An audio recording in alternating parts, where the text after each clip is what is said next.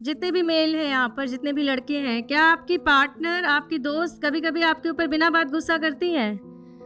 तो आप मुस्कुराकर और हँस के मज़ाक में क्या कहते हो, महीने के वो दिन चल रहे हैं क्या?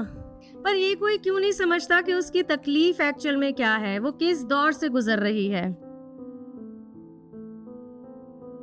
हम लोग इतने शिक्षित और सभ्य समाज का हिस्सा हैं जहाँ पर हमें सद्भावना और मानवता का पाठ पढ़ाया जाता है और हमें समझाया जाता है कि यदि सड़क पे कोई दुर्घटना हो जाए तो रक्त के बहाव को तुरंत रोका जाना चाहिए, वरना आपकी जान पर बात बना सकती है।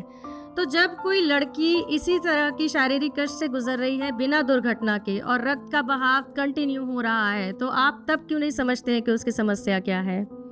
महीने के उन दिनों की यही छोटी बड़ी बातों को आप सबके समक्ष रखने के लिए मैं रूबल अपनी कविता के माध्यम से आपको बताना चाहूँगी इन तकलीफ भरे दिनों की सच्चाई को, जिसका शीर्षक है हर माह का वो एक सप्ताह।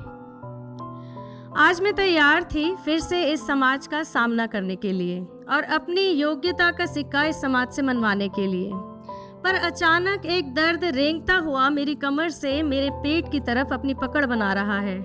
लगता है माह का वो सप्ताह बिन बुलाए फिर आ गया है। अचानक मुझे बिना बात क्यों रोना आ रहा है, टारगेट्स और डेडलाइन का डर क्यों सता रहा है। कितने सारे प्लान्स थे आज के, पर अब बस ये दर्द है जो लगातार बढ़े जा रहा है, मुझे कमज़ोर और कमज़ोर बनाए जा रहा है। अभी तो मैं घर से निकली भी नहीं, पर लोगों की जजमेंट का डर मुझे सता रहा है। मैं मनाती हूँ खुद को और निकल पड़ती हूँ घर से, एक गर्म पानी की बोतल हाथ लिए और कुछ दवाई साथ लिए। मुझे इस पूरे सप्ताह अब सतर्क रहना होगा, खुद को बार बार जांचना होगा, दाग और दर्द के डर को छुपा करके मुझे मुस्कुराना होगा, खुद को थोड़ा समेट कर बैठना होगा। ऐसा मेरा दोस्त जो क्रिंज जोक सुना रहा है, उसकी क्रिंज बातों पर भी बिना जजमेंट किए मुस्कुराना होगा। वो नहीं जानता मेरी तकलीफ क्या है। शायद मेरा दोस्त समझ पाए कि मेरी तकलीफ क्या है, पर जब आज तक मेरे घर पे मेरे पिता ने और मेरे भाई ने मेरी तकलीफ को नहीं समझा, तो कोई और क्या समझेगा। कुछ लोग कह रहे हैं ऑफिस में कि मैंने वेट पुट ऑन किया है, चेहरे पर एक्ने और पिंपल्स है, लगता है बाहर का खाना खूब चल रहा है। पर इन्हें क्या बताऊं कि ये बॉडी एक्ने, बॉडी स्वेलिंग और ब्लोटिंग मेरे महीने के उन दिनों का चेहरा है। कभी कभी मैं सोचती हूँ कि माँ ने तो मुझसे बदतर झेला है। खट्टा मत खाओ, मंदिर मत जाओ, ज़मीन पर बिस्तर लगाओ, उन्होंने मुझसे ज़्यादा सहा है। पापा और भाई जानते हैं इस विषय के बारे में, उन्होंने तो स्कूल में इस विषय पर खूब पढ़ा है। दादी के बूढ़े रीति रिवाज नहीं समझते वैज्ञानिक जवाबों को। पर अगर ये तकलीफ भगवान ने दी है और हम भगवान से ही प्रार्थना कर सकते हैं कि इस तकलीफ से हमें मुक्त करे, तो फिर भगवान मंदिर की राह में और मेरे बीच में ये कैसी बाधा है। कोई जानता है कि इसे मुश्किल दिन क्यों कहा गया है? क्योंकि जब हम इन मुश्किल दिनों में एक द्वंद्व से गुजर रहे होते हैं, तब समाज की और घर के आसपास के लोगों की कुरीतियां और उनकी कट्टर सोच हमारे जीवन को और ज़्यादा मुश्किल बना देती है। इसलिए इन्हें मुश्किल दिन कहा गया है। समझ नहीं आता हम ना समझ क्यों बन जाते हैं।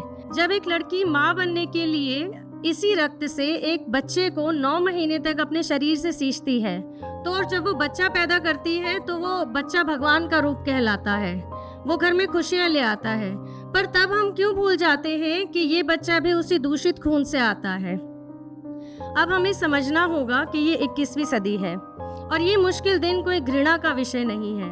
हर पुरुष, भाई, साथी, इन सबको समझना होगा कि ये स्त्री के शरीर की एक नेचुरल प्रोसेस है, एक नेचुरल प्रक्रिया है जो हार्मोनल बैलेंस के लिए की जाती है। कई देशों में महिलाओं को इस दौरान छुट्टी दी जाती है, पर मुझे भारत में आज भी कुछ महिलाओं की स्थिति इसमें बहुत दयनीय नजर आती है। अगर शिक्षित युवा ही न समझ पाया इम्पोर्टेंस इन नेचुरल प्रोसेस की और इसकी इम्पोर्टेंस की, तो हमें शिक्षा किस लिए दी जाती है। हमें ऐसे परिवर्तन लाने चाहिए कि आने वाले समय में हर लड़की कह सके कि सप्ताह के वो दिन भी आम हैं। ये कौन सी मुश्किल बात है, ये कौन सी मुश्किल की घड़ी है। तो ये हमारे मेंस्ट्रुएशन के ऊपर मेरे कुछ विचार थे जो मैं आप सबके समक्ष रखना चाहती थी।